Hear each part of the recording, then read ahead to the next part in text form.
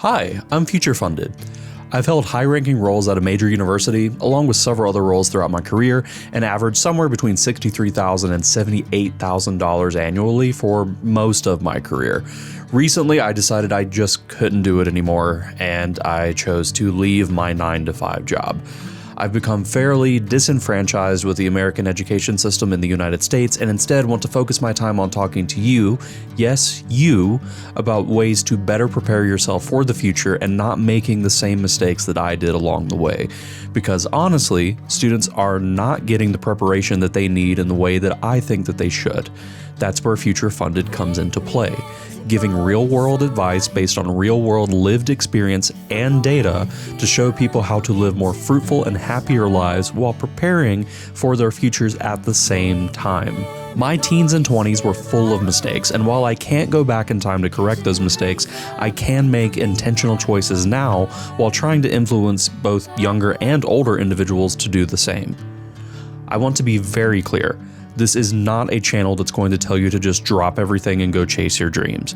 That is not what I'm doing, and frankly, it's not what I would advise any younger person, at least depending on their real-world circumstances, it's not what I would advise them to do. I am not advising for older people to do that either, for the matter. Instead, what I'm going to do is try and encourage you to take a long, hard look at yourself and say, is this what I want to do for the rest of my life? Am I going to let myself stay stuck here, and am I happy enough? You might say yes, and that might be because you really are happy. You truly are.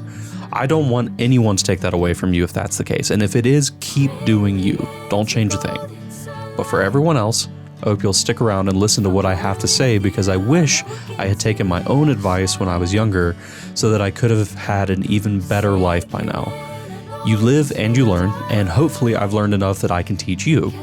And then maybe you can take these lessons and apply them toward living abroad, actually being able to afford a house, or just having one of the best nest eggs amongst your friend group. Obviously, this is a channel that I would like to grow, so I won't be releasing every single take in one video. Also, just to note, I am not a financial advisor, but there's a few financial lessons that I've learned just by living in the United States that I think everyone should be aware of, and I'd like to talk about a little bit. There's much more to come, but here's just a few of my leading pieces of advice that I'm going to break down more at length in future videos. Number 1, save 10% of every single dollar you make beginning right now. If you are 16 watching this or you are 40 watching this, save at least that 10%. The older you are, the more you should be saving, especially if you don't have any savings already. And why save this much? A little thing called compounding interest. Take me, for example. I wasn't taking advantage of a company retirement match that was a little over 5% in my early 20s. And we'll just say it was 5% for easier math in this example. So basically, if I was willing to set aside 5% of my earnings, whether it was hourly or salary at the time, then they would match that 5%, which puts me at the 10% that I'm talking about. When I was making $50,000 per year, that meant I was setting aside about $96 or so per paycheck if I was getting paid 26 times a year or bi-weekly. That sounds like a lot, but consider that the employer was then giving me an extra $96 on top of that if I had been contributing that much, because they match it. So in a given month, I would have been setting aside $200 of my own money and then another $200 from the company on top of that. Multiply that by 12 in a year, and then however many months beyond that you would have been saving up to this point, and you can see why starting at a young age is super helpful. And on top of that, you'll typically experience some growth or potentially shrinkage depending on the market, so there's potential to make even more. And I'll go more into this in a future video, so make sure to get subscribed to stay up to date. Number 2, learn to exercise outside or in your own home instead of going to an expensive gym. Yes, gyms can be a great place to hang out with friends or even meet new people.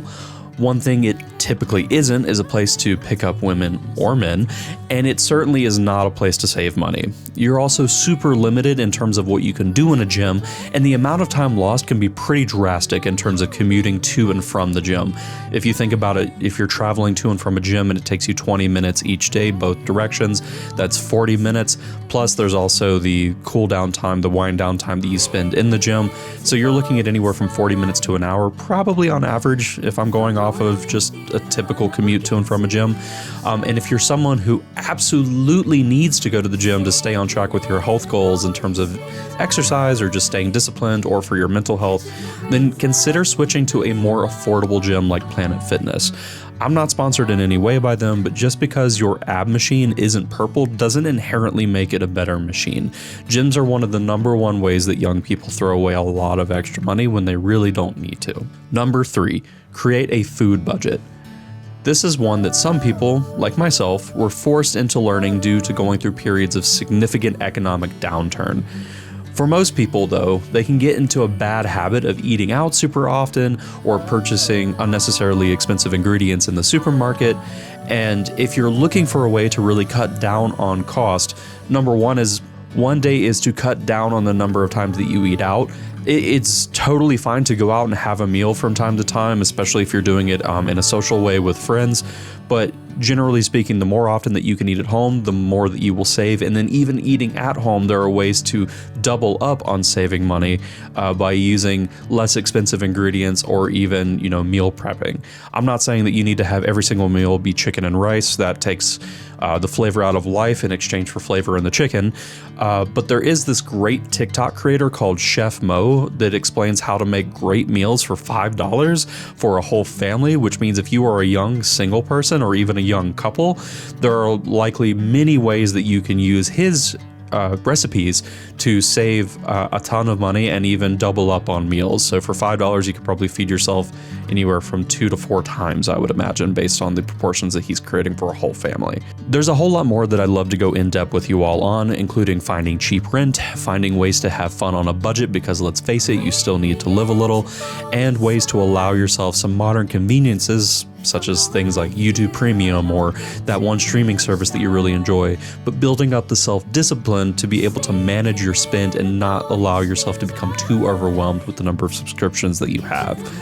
So I hope you'll join me on this journey of lessons, and I hope you'll drop a like and subscribe to this video and channel as well. I'll see you soon, and thank you so much for your time. I look forward to talking with you some more.